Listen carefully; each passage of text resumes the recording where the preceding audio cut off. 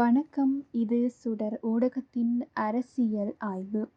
ரஷ்யாவுக்கு எதிராக 100% இரண்டாம் நிலை வரிகள் விதிக்கப்படும் என அமெரிக்க ஜனாதிபதி டொனால்ட் ட்ரம்ப் அச்சுறுத்தியுள்ளார்.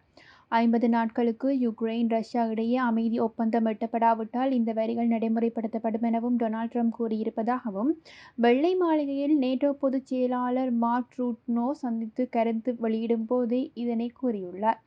இந்த வரிகள் ரஷ்ய எண்ணெய், இயற்கை எரிவாயு, யுரேனியம் உள்ளிட்ட பொருட்களை வாங்கும் நாடுகளுக்கு எதிராக விதிக்கப்படும் எனவும் இதனால் அமெரிக்காவுடன் வர்த்தகம் செய்ய முடியாது எனவும் டொனால்ட் ட்ரம்ப் கூறியுள்ளார். கிட்டத்தட்ட இந்தியாவில் 2024ஆம் ஆண்டில் 35% ரஷ்ய எண்ணெய் இறக்குமதி, சீனாவில் 19% மற்றும் துருக்கியில் 2023ஆம் ஆண்டில் 58% பதப்படுத்தப்பட்ட பெட்ரோலிய இறக்குமதி போன்றன நாடுகள் இதனால் பாதிக்கப்படலாம் எனவும் கூறப்பட்டுள்ளது. யுக்ரைனில் 3 ஆண்டுகளுக்கு மேலாக நடைபெறும் போரை முடிவுக்கு கொண்டுவர ரஷ்ய ஜனாதிபதி விளாடிமிர் புடின் ஆர்வம் காட்டவில்லை எனவும் டொனால்ட் ட்ரம்ப் அவர்கள் குற்றம் சாட்டியுள்ளார். அமெரிக்கா யுக்ரைனுக்கு பெட்ரியாட் வான் பாதுகாப்பு அமைப்புகளை அனுப்பும் எனவும் டொனால்ட் ட்ரம்ப் தெரிவித்துள்ள நிலையில், அமெரிக்கா இந்த அமைப்புகளை நேட்டோவிற்கு அனுப்பும் எனவும் அதன் பின்னர் அவற்றை யுக்ரைனுக்கு வழங்கும் எனவும் குறிப்பிட்டுள்ளார். புடின் மீது கடும் அதிருப்தியிலுள்ள அமெரிக்க ஜனாதிபதி ரஷ்ய படைகளை எதிர்த்து போராட உதவும் வகையில் யுக்ரைனுக்கு ஆயுதங்களை வழங்க உள்ளதாகவும் அறிவித்துள்ளமை குறிப்பிடத்தக்கது. அமெரிக்க ஜனாதிபதி டொனால்ட் ட்ரம்ப் உக்ரைனுக்கு புதிய ஆயுதங்கள் அனுப்புவதை உறுதி செய்துள்ளார். தற்போது மேற்கொள்ளப்பட்டுள்ள புதிய ஒப்பந்தத்தின் கீழ் அமெரிக்கா நேட்டோ உறுப்பினர்களுக்கு ஆயுதங்களை விற்க உள்ளதாகவும் பின்னர் அவர் ரஷ்யாவின் படையெடுப்பை எதிர்த்து போராடும் போது அவற்றை கியூவிற்கு வழங்குவார் எனவும் தெரிவிக்கப்பட்டுள்ளது. 50 நாட்களுக்குள் சமாதானம் செய்யாவிட்டால் கடுமையான தடைகளை எதிர்கொள்ள நேரிடும் எனவும் ரஷ்யாவை டொனால்ட் ட்ரம்ப் எச்சரிக்கை விடுத்துள்ளார். அதேவேளை யுக்ரைனுக்கு ஆயுத உதவியையும் வழங்க உள்ளதாக தெரிவித்த அவர் தற்போது அதிதீவிர ஆயுதங்களை வழங்கப் போவதாகவும் குறிப்பிட்டுள்ளார். தெற்கு காசாவில் உள்ள ரஃபாவில் இஸ்ரேல் உருவாக்கும் நகரம் ஒரு வதை முகாமாக இருக்கலாம் என இஸ்ரேலின் முன்னாள் பிரதமர் எஹூட் ஒல்மோர்ட் தெரிவித்துள்ளார். ரஃபாவில் மனிதாபிமான நகரம் ஒன்றை கட்டுவதற்கு இஸ்ரேல் பாதுகாப்பு அமைச்சர் ஹட்ஸ் இஸ்ரேலிய இராணுவத்திற்கு உத்தரவிட்ட நிலையில் இந்த ஆரம்பத்தில் 6,00,000 மக்களை விரைவாக ஒட்டுமொத்த பாலஸ்தீனிய மக்களையும் தங்க வைக்கும் முயற்சிகள் நடைபெற்று வருகிறது.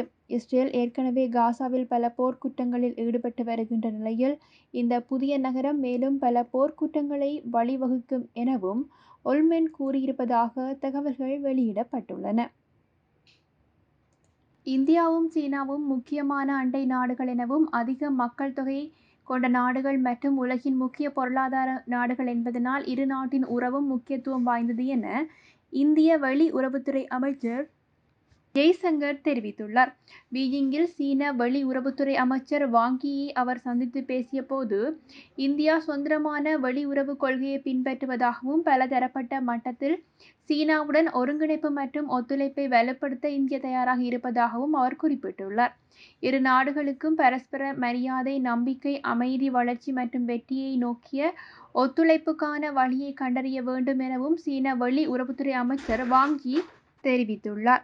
இரு நாட்டு உறவின் ஆரோக்கியமான மற்றும் நிலையான வளர்ச்சியை ஊக்குவிக்க இந்தியாவுடன் இணைந்து பணியாற்ற தயாராக உள்ளதாகவும் வாங் யி தெரிவித்துள்ளதாக குறிப்பிடப்பட்டுள்ளது. சீனா, தைவான் இடையே பதட்டமான சூழல் நிலவி வரும் நிலையில் சீன படையெடுப்பை எதிர்கொள்ள தைவான் இராணுவம் தயாராகி வருவதாக கூறப்பட்டுள்ளது. போர் மூளும் பட்சத்தில் வெவ்வேறு பகுதிகளில் உள்ள இராணுவ முகாம்களுக்கு சுரங்க ரயில்கள் மூலம் ஆயுதங்களை எடுத்து செல்லவும், எதிரி நாட்டு தாக்குதலில் மோசமடைந்த விமான ஓடுபாதையை இரவிலே சீரமைக்கவும் இராணுவ வீரர்கள் ஒத்திகையை மேற்கொண்டு வருகின்றமையும் குறிப்பிடத்தக்கது. ரஷ்யா, உக்ரைன் இடையேயான போர் 3 ஆண்டுகளாக நீடித்து வரும் நிலையில் இதனால் ஏராளமான தொழிலாளர்கள் இராணுவ நடவடிக்கையில் ஈடுபட்டுள்ளார்கள். இதன் காரணமாக பல்வேறு பணிகளும் பாதிக்கப்பட்டுள்ளதாக தகவல்கள் வெளியிடப்பட்டுள்ளன. இந்நிலையில் இந்திய தொழிலாளர்களை கண்டு வெற்றிட பணியிடங்களை நிரப்புவதற்கு ரஷ்யா முடிவெடுத்துள்ளது.